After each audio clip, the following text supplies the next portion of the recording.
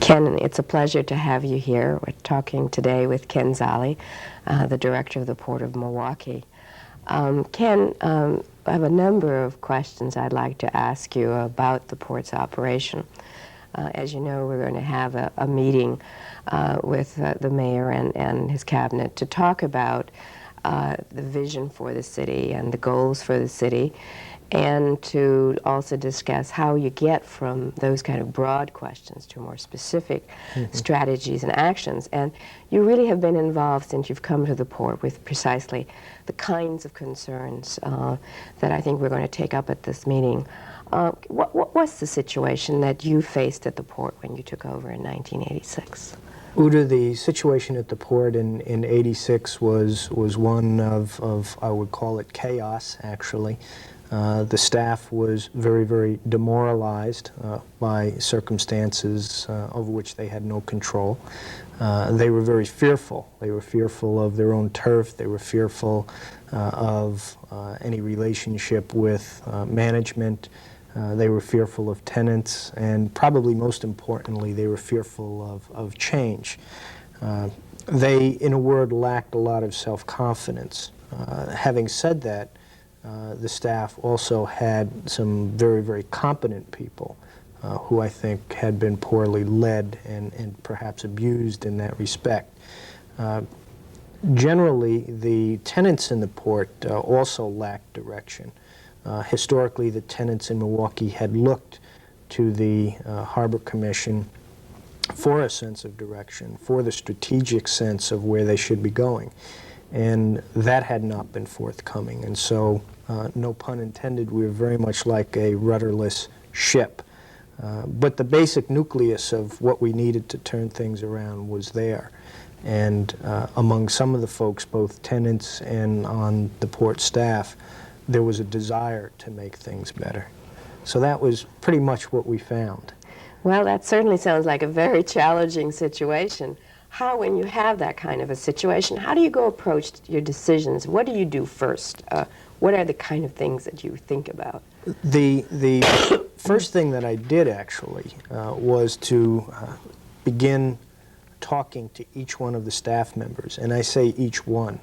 I spent a lot of time talking to my own marketing group, which, much to my surprise and frankly chagrin, nobody had done before. So I talked to them individually and as a group. I talked to the secretaries. I talked to the engineers on staff, the financial people. As well, I began discussions with key tenants to find out from their point of view what had been wrong in the past, what had been right in the past. There's always two sides to it. And went out and began talking to clients and former clients of the port. Why were they using the port? Why were they not using the port? What could we do better, etc. In a word, I started with the customers and felt that if we were to be successful at all, we had to be successful in the realm of pleasing clients, and that whatever steps we took had to be in the direction of getting their needs and wants satisfied. So in other words, you really moved from a product orientation, here this is what the port is all about, to a market orientation saying these are the needs of the customer. That's exactly right. We spent about the first year of my being here in the port working on a strategic plan, and we had some outside consulting help in that, but that was more to act as a check and balance on our own findings. We also did rather intensive, if you would, market research internally. And one of the things that I discovered as we went about the strategic planning process is that we were totally internally driven, as it were. We acted as so many ports do act. We decided what facilities we wanted to build. We would build those facilities, and then we would try to convince the public at large to utilize them. Or we decided, and when I'm saying we now, I'm talking not only of port staff but tenants as well, we decided what service we wanted to provide, and we priced that service, and then we ran around to try to convince people to utilize it. This was rather surprising to me, and just as soon as I discovered that's what we were doing, it became very clear as to what orientation we needed to take in order to turn things around. And you rightly pointed out that the orientation needed to be one that started with the customer as opposed to one which started from some internal facility or service idea. That's really, you're talking about a cultural change, a major change in terms of how you think, how you act. I know of an episode perhaps that might explain this, that your experience with moving your marketing staff. Could you just elaborate a little bit on that as an example of this kind of thinking change that needed to take place? Whenever you're going to do a major turnaround, whether it be in government or in private business, you are certainly talking about changing the culture. And that is basically what we had to set out to do. When I first arrived on the scene in the port, all of our marketing group had individual offices, and it didn't take long to figure out that there was very little communication between the marketing staff, which is absolutely the kiss of death in marketing. In fact, I found circumstances where I had two of my people working on the same exact piece of business with the same exact people, and one didn't know the other one was doing the same thing. To cure that, what I did is simply got everybody out of their offices and moved them out into a large open area, and there were no more walls between people. We sat in a large group, and I myself moved my office out on the floor, and we sat in a large group, and we started stimulating conversation. It was definitely culture shock. Everybody had been used to having their own office, had been used to doing their own thing, and early on they found out that it wasn't going to be business as usual, that they would have to cooperate in order to survive and to prosper. Not only that, what I started doing with the marketing group is blurring the turf definitions, where before we had assigned geographic areas that they would cover, we stopped doing that, and we started going, in effect, towards a product differentiation way of working. For instance, one person would be assigned to do steel in no matter which territory it was in. What that did was force folks who had territorial knowledge to work with other folks who had product knowledge. And so we began to, in effect, force a breakdown of the barriers between the people in marketing and force them to communicate. When you're sitting across from someone like we are, it's very hard not to start a dialogue in the longer term. And so that was one of our experiences. We subsequently have done the same thing with our engineering group. And as well, we have instituted daily first thing meetings, even among our maintenance people, where they sit down with the maintenance supervisors and discuss what's going to happen throughout the day and get overall input. So for culture shock, try breaking down the walls. It works very, very well. You have managed to reduce your budget and your personnel. And at the same time, you've increased the tonnage through the port. Is there a connection? I think most definitely there is. One of the things that I discovered in doing my analysis of the department is that to a certain extent we were overstaffed. And what we had happening then were people became very turf protected, very, if you would, self-centered, because they were fearful of their jobs simply because they didn't have enough to do. And they weren't producing. They were very measuredly going about their jobs. What we were able to do through attrition is to consolidate a number of jobs so that people felt very confident in their day's work. They knew they had a full day. And we started peeling back some of the excuses people had for not really focusing on the business at hand. In doing that, what we discovered is that people started becoming more successful because they were less fearful. They started going out and taking some risks in asking for business because they knew they had other things to do that would support their own job. They didn't look at business development any longer from the point of view, if I ask and don't get the account, then I've failed, and if I've failed, I'm going to be replaced. They looked at their job and said to themselves, this is one thing that I have to do, but I have other things that I'm important about, and so if I ask and don't get it, I'm still all right. That sense of security enabled our people to go out and present better. It allowed them to go out and do better research. It allowed them to go out and finally take the risk of asking for business. And so there is a direct corollary between the two. As far as reducing budgets, we've reduced our budgets about 8% since 1986, and these are in $86 to $89.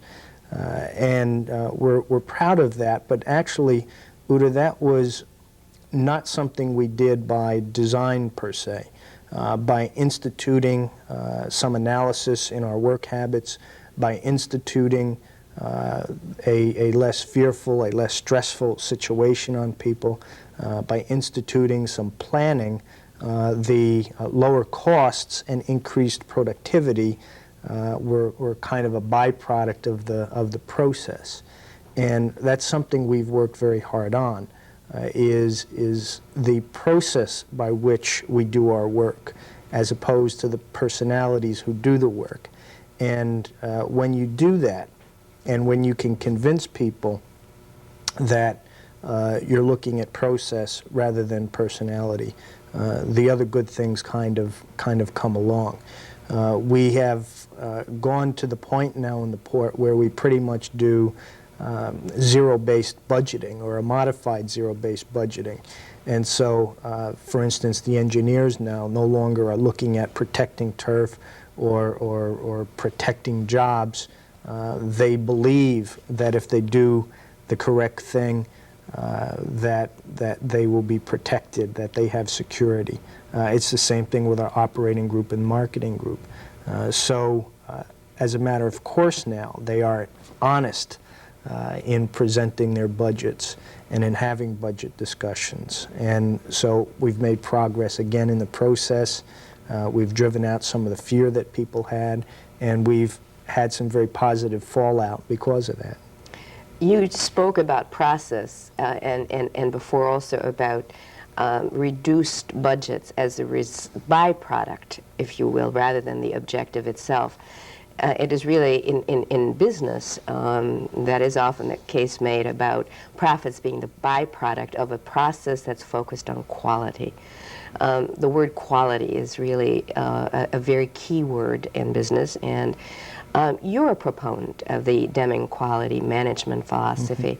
Mm-hmm. Could you talk a little bit about that as it relates to you using the key elements of that philosophy, how you've applied it to the port, how your personnel has responded, your customers, because this certainly is a very major area. Well, again, yes, we do use the Deming, if you would, the Deming methods or Deming philosophy in the port. We started doing that when I first came here. I'll call it serendipitously. I didn't know we were using the Deming methods at that time. To me, it just seemed to be good management. It had been the way that I had been trained in years past, and so frankly saw nothing new in approaching the problems this way. How did we go about implementing it? Well, as I say, we took basically a chaotic situation, and the first thing we did is start imposing some planning on it. Not planning from the point of view that I wanted people to stick to a rigid, inflexible document, but planning is a way of sitting down and looking at what their jobs were, looking at the process of what they did.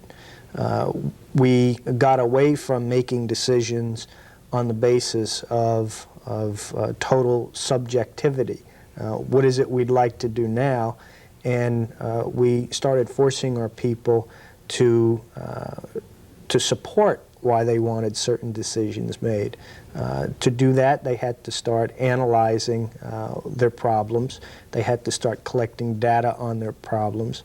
And when they came with recommended solutions, they had to be able to support those solutions. And so we have, I guess, in a couple of senses, the classic Deming tenets. One is you want to empower your people, and that's something that we certainly did. My philosophy has always been, particularly because of the travel schedules I've always maintained, that I want to get both responsibility and authority as far down in the organization as possible. People shouldn't be waiting for me to make their decisions for them. So we had to empower them and to trust them to do the right thing. Trust is a two-way street. You can't expect your people to trust you if you in turn don't trust them. So we went about that. Again, we brought the statistical end of it into it, and I'm not talking about counting widgets coming off a machine here, but statistical from the point of view that we looked very closely at each of our jobs and what we do and how we do them, the process. So that, again, is very, very typically Deming. Probably the most important thing, though, is the tenet of customer focus. What's going to sell in the market, so to speak. And I guess among my staff and in the port, I'm most famous for my saying that the market always wins. And I truly believe that. That you could have the best product with the nicest color, but if it's not the product and the color that people want, you're not going to be successful. And so you really have to examine what you're here for, what your philosophy is, and what it is that the customer wants. And we could talk about many of the other 14 points of Deming, but I consider probably those orientations being the most important. One being the customer focus, the second being the analysis of your own process, and the third is the trust in and empowerment of your own people. Just curious, did you have some outside help, or was this sort of internally a program that you internally developed? You have some advice for others who want to apply this philosophy, these points, this kind of process, how they might go about becoming familiar with it if they're not, or using it? Well, actually, this is the way they taught us to run merchant ships. And again, I just had never learned any other way of managing or mismanaging, if you would. A merchant ship is a small entity. There's only a certain amount of people on it. Everybody has to do their job. You have to get along with everybody, and so it's stressed from a very early time in your training to be able to reach consensus, to do the right thing, to provide a high-quality project or product. So for me, it was kind of natural. Dan Steininger, the president of the Board of Harbor Commissioners, is very acutely aware in his own business of the necessity for quality, and we have spent many countless hours talking about the philosophy. So though I came not knowing the buzzwords and the technical philosophy, I guess, I did have a firm foundation in the practical aspects of it, and through discussions with Dan and others around town, I've been able to get beyond just the practical application and get more into the theoretical, the philosophical. So I understand now more of what I'm doing and why it works. And because I do, I'm able now to begin imparting that to others on my staff, and it's kind of a snowball type thing. Once they learn and buy in, they do more of it. When they do more of it, we get a better product, et cetera, et cetera. My recommendation would be for anyone who does want to get into this, that they start out with some of the basic readings, to talk to people who have been through this kind of a situation, and certainly to get some outside help. It's very difficult to get a quality improvement process off the ground in and of yourself. What's most important is that there be commitment to quality services, that there be a commitment to getting things done correctly from the top. It does no good to start out on a project that isn't fully supported from the top people, and that the top people not be fully committed to it. I was in the fortunate position that the tenor of the Board of Harbor Commissioners and President Steininger was such that they had reached the conclusion about how the port should go before I ever came on board. And so when I did come on board, there was total backing for me to go ahead and implement. That's what we need if we're going to get into this in the citywide basis. And you need long-term commitment. This isn't something that you get done in a year's time. This is for the long haul, isn't it? That's exactly true. You know, we've all read In Search of Excellence and things of that nature, and it's, as many things in life, people wonder what this year's fad is. And initially when I came to the port, the staff's attitude was, we'll placate the kid, and in a year he'll decide that he can't change the bureaucracy, and therefore he'll be like everybody else and we won't see any more of this. They found out that wasn't going to be the case. Maybe out of just pure ignorance and naivete, I didn't realize I couldn't change some of the systems, so we just went about dismantling some of those systems and getting beyond the usual bureaucratic thing. What's important is that you be constant. What's important is that you look long term. There are not going to be a lot of success in ballyhoo overnight. Again, you are changing corporate culture. That takes time. It takes time to get people to understand. Most of all, it takes time for people to become acclimatized to the changes. And after all, when we're talking about these kind of processes, what we're talking about is constant change. And particularly, I have found in government, the bureaucracy is not necessarily used to change at all, let alone constant change. And so you have to get into it. You have to, in effect, make people use muscles they haven't used in a while. But once they start using those muscles, once they start getting into shape, in this case being acceptable to change or receptive to change, then you can start making some good progress. But you're absolutely right. It's not short term, it's long term. And it also means a different attitude about failure. I mean, you mentioned that people are willing to take some risks in your organization now.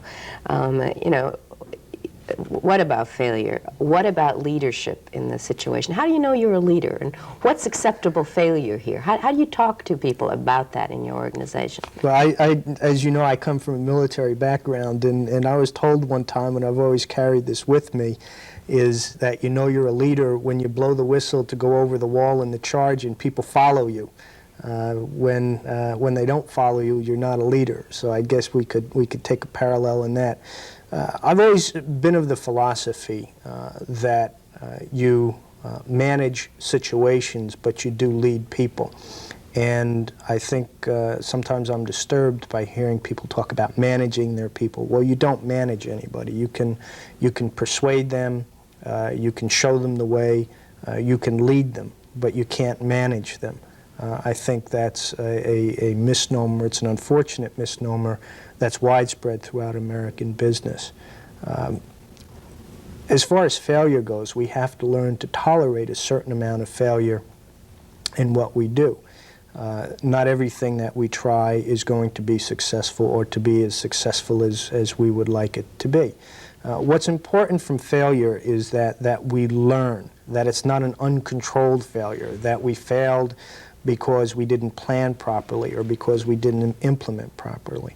What's important is that when we have those glitches, that we're able to sit down and look at them and have the data at hand to really analyze why we failed.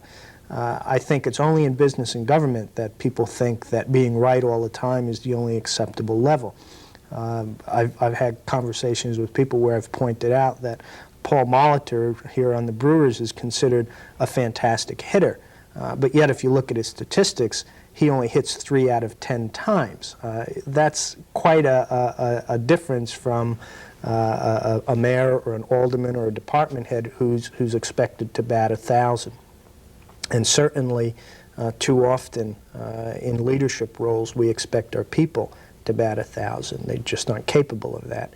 What we should continually strive to do, recognizing that we aren't perfect, is that we continue to pursue perfection, which sounds perhaps a dichotomy. But that's how you get improvements in quality. If we're making mistakes, we try to cut down on those mistakes. We don't be satisfied there. We continue to work on the process and educate our people to reduce the percentage defects even more. What do you see as the port's and the city government's roles in the Milwaukee economy? Well, from the point of view of the port, we're in the business of providing high-quality, high-value transportation and distribution services to our customers. And that covers a wide variety of things, which we don't have the time to talk about here. But essentially, what we're doing is trying to enhance our overall environment by providing very competitive transportation and distribution alternatives. And the more competitive we can get in that, the higher quality services we can provide, the more opportunity our local industries will have in competing for business. So that's the tie-in I see for the port with our overall economy. I think, as you and I spoke before, Uda, as far as the city goes, being a relative outsider to city government, this is my first government job, I see the city being materially different than either the county or the state. The city is very immediate to people's lives, and I think they look at city government, whether it be the mayor, the common council, or the departments, as truly providing them a service, the same way as a company would provide a service or an array of services. And I think what the taxpayer, the resident expects is that the city provides high-quality services in a very cost-effective manner. The same as a corporate president strategically plans to provide those kind of services to his customers, so I think the city can plan, and the mayor can lead us in that direction, and is in fact leading us in that direction, to provide the essential city services to the taxpayer, who is, after all, our customer, or to the resident, who, after all, is our customer.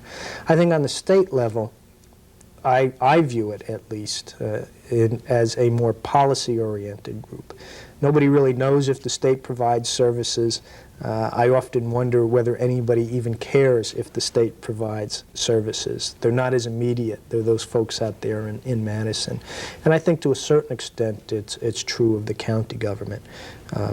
What I'm really saying is that the city and its government and the people who work for the city have an immediate impact on people's daily lives that people can relate to. And that gives us a special responsibility, therefore, to provide them, the customer, with the kind of services not only they want, but that they deserve. And can afford, too. And can afford to. Well, it's been a pleasure talking with you, and I think that your thoughts and your example will mean a lot for us for the rest of the day in our discussions. Thank you. Thank you very much, Ken.